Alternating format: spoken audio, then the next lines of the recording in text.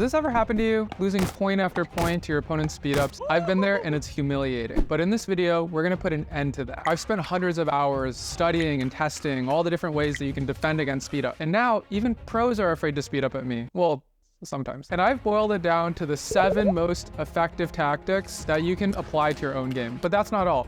I'll show you a powerful framework that you can use to understand why pros speed up and defend the way that they do, and seem to always be in the right place at the right time. By the end of this video, you'll know exactly what to do so that your opponents will be quaking in their sneakers even thinking about speeding up at you. First up is the call and slide. This is a classic, dare I say, the most iconic counter in the entire game. The way it works is, Ben and Colin's opponents get tired of dinking and they speed it up at Colin. Colin slides to the right, sitting backhand, and then just punches the ball down, usually for a winner. So, how do you hit the shot? Well, the most important thing is your footwork. You want to make sure that you're sliding so you're in a good position to make contact with that counter. And then when you hit the ball, you're really just extending your arm straight out. I think this is the most common counter in pickleball, the one that I probably hit 5 or 10 times more frequently than any other counter. And you'll see this hit by every player, basically. Colin is just the most famous for it. Next up is the pancake.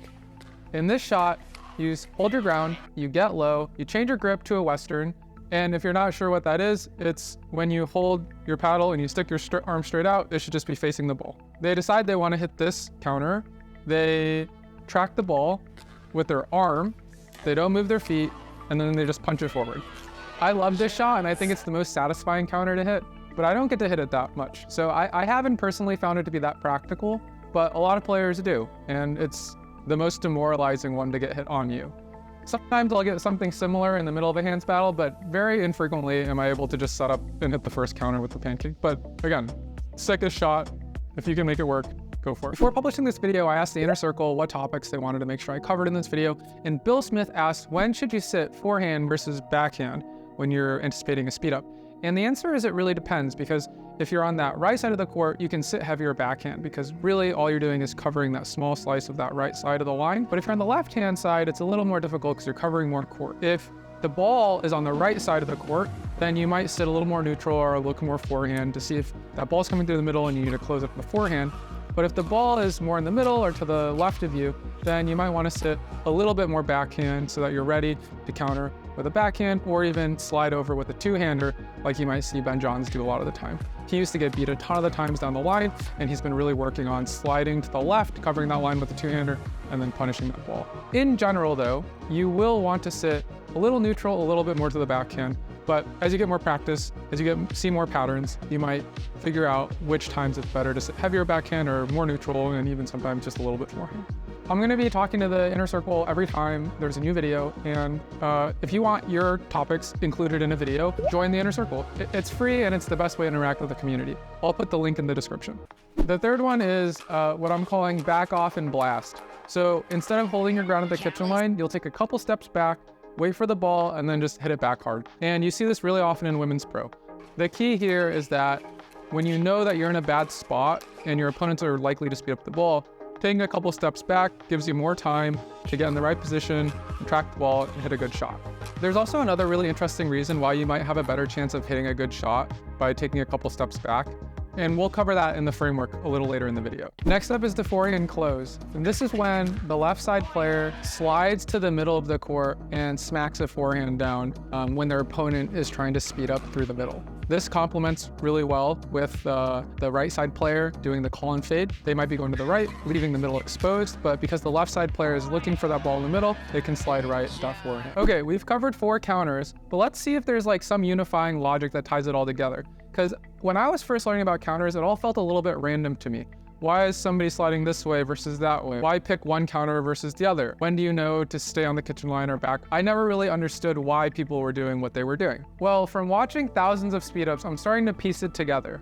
And this might be intuitive to a lot of players at higher levels, but it wasn't to me, and I think most of you won't have this mental model in mind either. The general rule is that you want to defend your most vulnerable spots, and there are 2 vulnerabilities that you really need to focus on. One is making sure that you're plugging any holes in the court. So you and your partner are covering the court together well enough so that your opponent can't hit a clean winner between you or on either side of you. The second thing is you want to protect the scariest part on your body, which tends to be the chicken wing. So if you get a ball hit to your right hip, it's going to be hard for you to hit a counter or a reset because it's just such an awkward spot. So most people teach for speed ups to be targeting that spot. So those are the two vulnerabilities that you really need to keep in mind: your core coverage and your chicken wing. All of the movement, whether it's sliding or moving back or even changing the grip for a pancake, serves this purpose: to make sure that the team is covering the court well and that you're not exposing your chicken wing. Let's look at a couple examples. So on the backhand slide, Colin is sliding to the right, which is leaving his left exposed. That's okay because Ben is coming over and covering that spot. So one vulnerability is covered, no problem. The second thing is he doesn't want to expose his chicken wing. And by sliding, he accomplishes that. If the ball is coming towards his right hip, if he was to stand still, even shifting half a step over, those 6 inches would put the ball right in his sweet spot on his backhand rather than in this uncomfortable position on his hip. But what if he slid the other way? What if he slid left and tried to hit a forehand? Well, now he's leaving the line completely open. So if they can see him starting to do that, they can hit a winner right by him on the right side of his body, because Ben's covering to the left of him. He has nobody covering to the right. If there are a lot of other counter and reset patterns, by using this framework, you can probably start to get a sense for which ones are more practical and which ones are less practical. The fifth defense is the reset.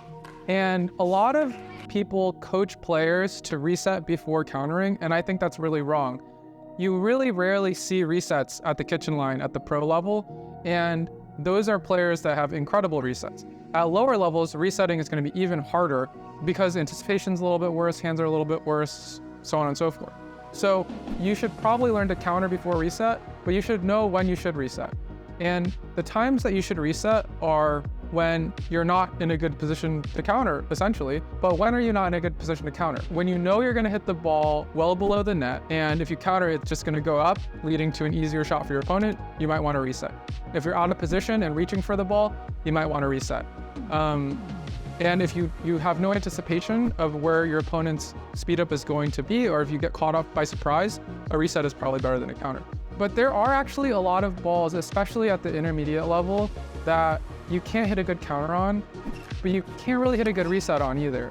And I think that's why people say to reset more, because you're gonna see a lot of balls you can't counter, but actually resetting's probably not the solution. This next thing is. This solution is to not hit attackable balls. The big difference between a beginner and intermediate to an advanced player is that at the lower levels, you're going to see a lot of mistakes at the kitchen line where the ball is getting popped up. And if the ball's popped up, that's not really a speed up. It's more of a put away.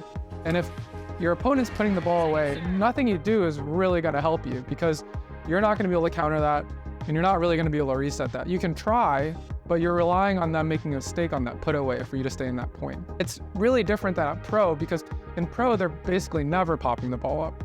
And if they really pop up the ball, the point is totally over. So your best defense out of all of these defenses is to work on your consistency at the kitchen and your ability to hit unattackable dinks. By doing that, you'll start to see that what you thought were your opponent's speed ups before were actually putaways.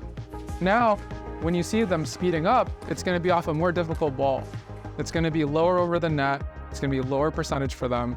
They'll hit a lot more of them out, and you'll be able to anticipate them a lot better. That will allow you to start working in some of these amazing counters that'll demoralize them and make you feel really awesome. Most of you watching, your time is much better spent doing kitchen drills to work on your dinks versus practicing a lot of counters and resets. Might not be the case for all of you, but I think for many of you who have the problem of, I'm struggling to defend against speed ups, you're gonna feel less of that problem if you're forcing your opponents to hit more difficult speed ups. And then finally, if you're able to do that, you're gonna wanna make sure you're leaving out balls out.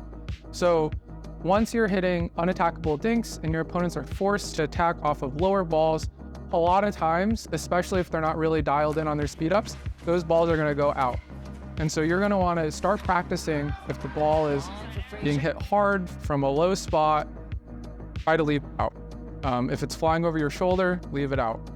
And that's part of why these patterns that we started off with, the backhand slide, the pancake, the forehand slide, taking a couple steps back, those patterns get so ingrained that you can really tell when that ball is going out. Because when you're squatting down to hit the pancake, if you're reaching up for the ball, you might know, hey, that ball's going out. Or if you're sliding and yet you're covering kind of this little box in front of you, if the ball's higher than that, you know not to hit that. So that's how the pros all seem to magically know when the ball is going out. It's because they've practiced so many times, they know the reasonable range of spots that they're making contact with that might go in. And anything outside of that range, they can be pretty confident it's gonna go out. And so the best way to practice all of these tactics is to drill, and specifically do kitchen drills, ideally with 3 people.